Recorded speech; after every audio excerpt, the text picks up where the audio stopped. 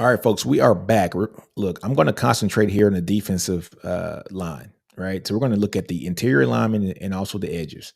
And so this is the 2021 roster here.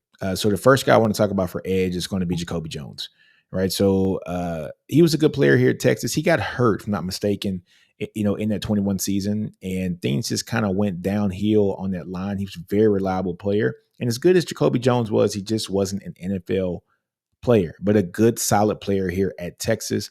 But a lot different than what we have here on the roster now. But Jones was a good plus player, folks. But you have Jones. Let's go look at some of the other players. I'm going to scroll down. He had Ben Davis. He came in from Alabama. He was a five-star guy coming to high school, but he didn't play much at Alabama, and he didn't play much here at Texas as well. So he was a grad transfer. We were just throwing names at the board, folks, to see if anything would stick. We needed players. We got what we could and what we thought we could get. Next one, folks, is Ovia Gofu. He came from Notre Dame.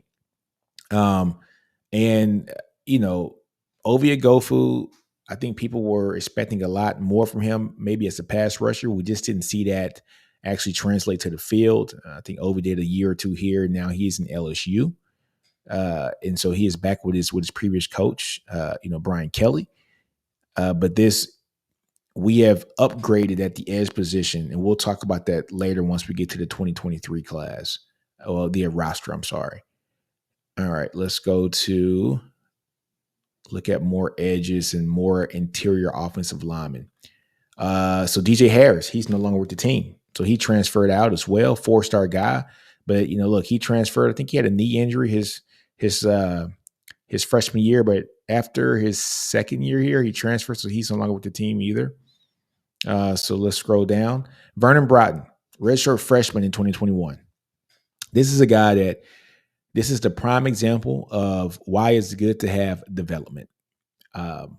Vernon Broughton being developed here by Bo Davis. Man, Vernon Broughton is a plus player now. Many people would have thought in those first couple years that was he just not who we thought he was? And people, you got to understand, a guy like Vernon Broughton, everybody wanted Vernon Broughton. Alabama's, every SEC school wanted him. He had his pick of the litter to go to any school he wanted to go to. Came in Texas. And the first few years, you can tell like pad level wasn't the best, but all that's coachable. Those are coachable moments. He gets the right coaching staff in here, and Bo Davis, they work with him and the other guys here in this roster that we're going to talk about. And you see that Vernon Broughton is a hell of a player, and he's playing outstanding. He pops off on the film. Me and guys like Jay Bass and Nash, we're constantly texting each other behind the scenes during the games. I'm like, did you see Vernon Broughton today? Like, oh my God. Like he's a plus player. He's a definite plus player now. But this was early in his tenure here at Texas. And we're finally starting to get it, but that's from the development and also just the pure talent from him, but the development to get the best out of him. Ray Thornton is another guy that we were throwing people at edge. We needed edges. Ray came here for a year, from LSU, and he was a decent player, but not an NFL caliber player, folks. Now, if we keep going down, I want to look at so David Abiara. If I'm not mistaken, David is at SMU right now, so he's not here. He transferred after his first year. Okay. So it just goes to show you what we brought in here on campus and what's still here. We talked about the offensive line earlier, and you guys probably sad from hearing all the names that were gone. Edge, Barron Sorrell, freshman. So this is one of the guys that Sark had to maintain in this roster, right? Sark and Bo Davis. Barron Sorrell is a plus player. This is a guy that started last year and started this year. Barron Sorrell is an NFL player, folks. He's an NFL player. The evaluation, I don't know if it was Tom Herman's staff or if it was Sarkisian staff that got Barron Sorrell here, but plus player coming out of New Orleans, Louisiana, man. Plus player. He's going to play in the league. He's good. I like Barron Sorrell a lot. This team doesn't have, like, when you look at the 2023 roster, which we will, those pass rushers really aren't, I'm not going to say just like eye popping off the page, like since a guy like, Joseph Asai, but Barron Sorrell's that guy. He's good. He is going to be a player at the next level. Byron Murphy, true freshman. It's another guy that the staff had to assure that they kept on the roster here. Byron Murphy, man, yeah, he's going to the league this year. It's another guy that accepted his invite to the Senior Bowl, and he's a guy that's a plus player as well. Him and Sweat, just guys that have been the two best DTs here in the country, especially as a tandem. But Byron Murphy's a dog. He's a dog. I've been singing his praises for years now. So sorry, Goran Welch. We were so deprived on the offensive line in his second year that he moved over to offensive line. Myron Warren, he's no longer with the team. Sweat, we know Big Sweat, man. He was a little smaller back then at 335. He's 362 now. Sweat and Murphy, two hidden gems. I'm not going to say hidden gems. Both these guys were 3 stars. 2 gems that this previous staff left over for Sark. And we're seeing that these two might be the best 2 tackles here in the country. But, man, Tavondre Sweat at 362 now. It's amazing. He was 30 pounds lighter than him. It's just 2 years ago. But possibly a first-round draft pick. All right. Alfred Collins, 5-star guy, sophomore that year. 5-star talent as well. A guy that has opportunity to either come back and maybe do what Byron Murphy and Sweat did this year and just kind of be a war daddy, or he has the measurables and the speed and the quickness and the length where he could probably go and get drafted this year. But I would love to see Collins back. Ojimo, great talent. He's in the league. He got drafted by the Eagles.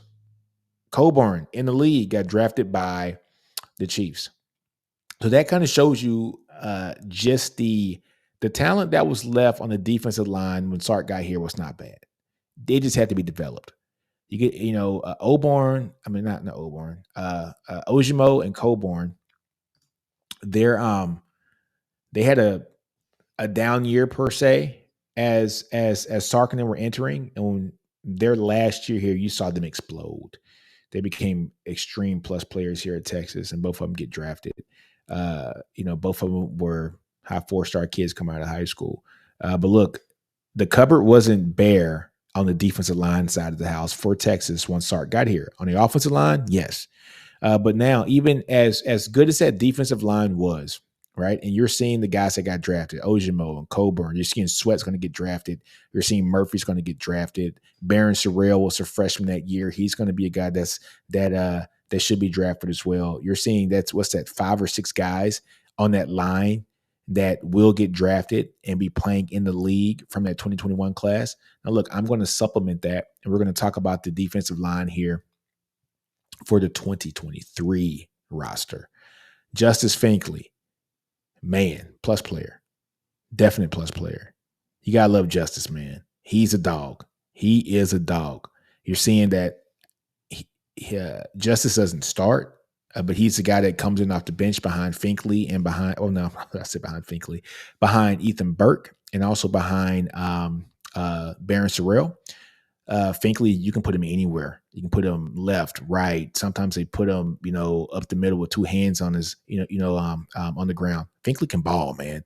If this is the guy that you got coming in behind Burke and Baron Sorrell, you're doing pretty damn good in this team, and he can go and start for a lot of teams in the country. But Justice Finkley is a plus player, and this is one of your backups. Justice Finkley in 2021 would have probably been starting, at his skill level here. So it shows you that we are not only building our starters to be great, but we're going to have backups that have no kidding true shots to go to the league, folks. Let's take a look. More edges and more defensive linemen. Look at all these DBs and wide receivers. Okay, Jamon Tapp, high 4-star guy coming out of Louisiana, out of Ascension Catholic High School, 6'3", 266 guy. You gotta love Jamon Tapp. He's a guy that, look, he's been maturing in the background. Redshirt freshman. Next year he'll be a redshirt sophomore. That means he's 3 years in the program. He's going to have a hell of a year next year. I wholeheartedly believe that a great quick first step. But look, you're seeing he's your depth. This is your depth, folks. He's a guy that doesn't even play much. He is your depth this year. Next year, you're going to see him play quite a bit. Let's go down, see some more edges, folks. Look, man, so Billy Walton III, he's a three-star guy coming out of South Oak Cliff. He's def too as well, 6'3", 225. But if you hear all the reports when you go to all the sites, Billy Walton's been flashing. He's your def too as well. He hasn't played much, if any, at all this year, but he's a true freshman. This is a guy that you're going to continue to build, and you're going to see at 225 now in 2 years, he's going to be 245 and a monster. All right, let's look at some more. Okay, so defensive lineman. Defensive lineman Vernon Broughton. We know about Vernon Broughton. We talked about that. This guy. He's going to come back next year and probably be starting there in the middle. And he's a plus player this year. But in 2024 season, he's definitely going to be a definite plus player. Edge Akana. He's got to gain some weight. He's 209 right now. You can see Akana possibly getting up to 225, 230, and just bringing a lot of pressure from that edge. So he's your def. He's a 5-star guy too as well. These are guys that aren't playing. We would have to in 2021, folks. He would have to play. He would have to play because he's a 5-star guy and we needed talent. He's a guy that now can wait in the wanes and not have to worry about playing. Just get his body right and be the best player that he can, either if it's next year or in 2025. More players here from the edge in the defensive line. Defensive line, Aaron Bryant's a guy from Mississippi, redshirt freshman. This is a guy I think that is going to be a sleeper. He's also high 3-star, low 4-star talent out of Mississippi, but he's a guy that was wanted by pretty much every SEC team in the country. And I'm telling you what, folks, this is a guy that's going to be no kidding depth here in his team that is going to do great things as well next year. You didn't have to count on him this year. He's 2 years into the program, and he didn't have to see the field yet, which tells you how this staff feels about who they have in front, and also they understand that they got to trust and know that a guy like Aaron Bryant is going to be able to be developed and be a guy that can play next year. So just keep going down. Defensive linemen. Let's see some more defensive linemen. Come on, y'all. Where y'all at? Let's look at scholarship. So Barron Sorrell, look, he's an edge. I already talked about Barron enough. Barron's going to get drafted. Byron Murphy, he's going to get drafted, folks. Okay. Edges, Ethan Burke, Austin Westlake, Colton Vasek, Austin Westlake. These guys are going to be monsters. Ethan Burke's already proven to be a definite plus player. He's a draftable player, has the length at 6'6", 257. Colton Vasek, he is a guy that is at 6'5", 242, 245 range. He's just waiting his time, and he's going to be able to play next year. He's 6'5", 250, 255 next year with a full year of seasoning. I'm telling you, man, these are guys like Burke is starting, but Vasek is waiting. He is in the queue waiting to come and play next year and getting his body. We are not rushing players like we had to because we have the competitive depth now. That is what this team has done on the line. Jory Bledsoe, another guy, interior defensive lineman. He's a little undersized for the interior, but he plays all over the field. Very good, quick first step. Look, Bledsoe can ball, folks. He's another guy that we haven't had to rely to play this year. He's another guy that next year's going to be his 3rd year here on campus, a redshirt sophomore. And this is when you start to see those big bodies really start to form, get the strength up, get in shape the way that Bo Davis and the team wants them.